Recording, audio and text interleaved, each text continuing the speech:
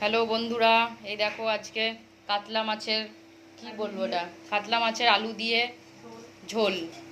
কাতলা মাছ ভাজা হয়ে গেছে অলরেডি, মা ভেজে ফেলেছে। কড়াইতে তেল দেওয়া হয়ে গেছে, তেলটা গরম হয়ে যাবে। এবার ধীরে ধীরে জিরে ফোড়ন, এই দেখো এখন ধীরে ধীরে আলুগুলো ছাড়বে তেলের মধ্যে। আলুগুলো হালকা ভেজে, আমি তোমাদের এটা বলছি কারণ এইভাবে একদিন করে খেয়ে দেখো, ভালো লাগবে এই রেসিপিতে। তোমরা অনেকেই জানো, কিন্তু আমি এটা একটা নতুন ধরনের দিলাম, পেঁয়াজ রসুন ছাড়া, জিরে লঙ্কা বাটা দিয়ে কাতলা মাছের আলু দিয়ে রসা। ওই জন্যই আমি তোমাদেরকে এই রেসিপিটা শেয়ার করছি, পেঁয়াজ রসুন ছাড়া। আর বেসিক্যালি আমাদের বাড়িতে পেঁয়াজ রসুন সব মাছেতে হয় না, খুব কম মাছ আছে যেগুলোতে পেঁয়াজ রসুন অ্যাড করে মা। কিন্তু হচ্ছে তোমার এই রেসিপিটা যেটা বলছি, সেই রেসিপিতে তোমরা খেয়ে দেখো, আশা করি তোমাদের ভালো লাগবে টেস্টটা। এই তোমার নুন পরিমাণ মতো দিয়ে দেবে। ভাজার সময় তো আলু ভাজাতে নুন লাগেই, তোমরা জানো, তাহলে আলুর মধ্যে নুনটা ঢোকে ভালো মতন। এই পরিমাণ মতো হলুদ গুঁড়ো, ভালো করে নেড়ে নেবে। নেড়ে আলুটা একটু ভাজা হতে দেবে। আলুটা একটু ভাজা ভাজা হয়ে আসলে তারপর টমেটো দেব। টমেটোগুলো কেটে, দুটো টমেটো কুচি কুচি করে কেটে টমেটো দেব। আলুটা মোটামুটি 30% ভাজা হয়ে গেছে। এবার এই দেখো টমেটো কুচিগুলো দিয়ে দিলাম। টমেটো কুচি দিয়ে ভালো করে নেড়ে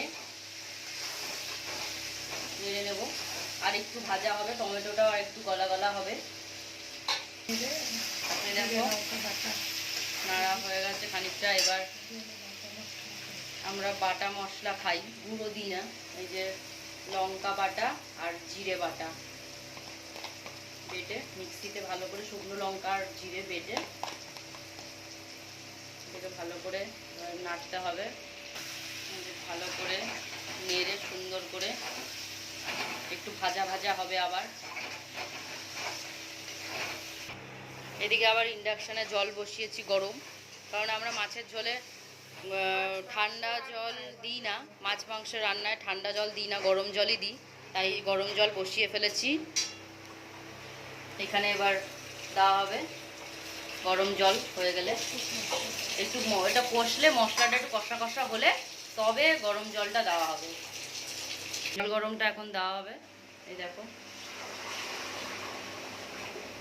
গরম জল দিলে বেসিক্যালি খাবারটা টেস্টি হয় আর খুব চটজলদি হয়েও যায়। ঠান্ডা জল দেওয়াই যায়, কিন্তু গরম জল দিলে চটজলদি হয়েও যায়, টেস্টিও হয়। একবার করে দেখবে তোমরা, যে কোনো রান্নায় গরম জলটা দেবে, তাহলেই বুঝতে পারবে। আলুটা একটু সেদ্ধ হোক, তারপর মাছগুলো ছেড়ে দেবো। এখন একটু ঢাকা দিয়ে আলুটা সেদ্ধ করি। আলু সেদ্ধ হয়ে গেছে, এবার মাছটা ছাড়ছে ধীরে ধীরে। মাছটা ছেড়ে নিই ধীরে ধীরে। এই যে এক এক করে, এই যে দেখো সব মাছগুলো এক এক করে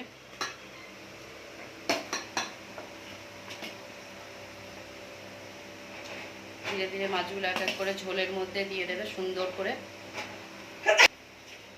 দেখো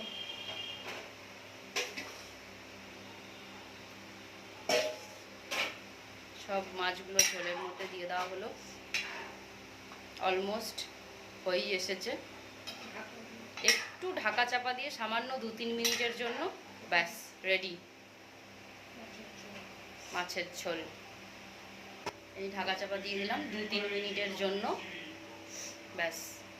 এই দেখো মাছের ঝোল রেডি।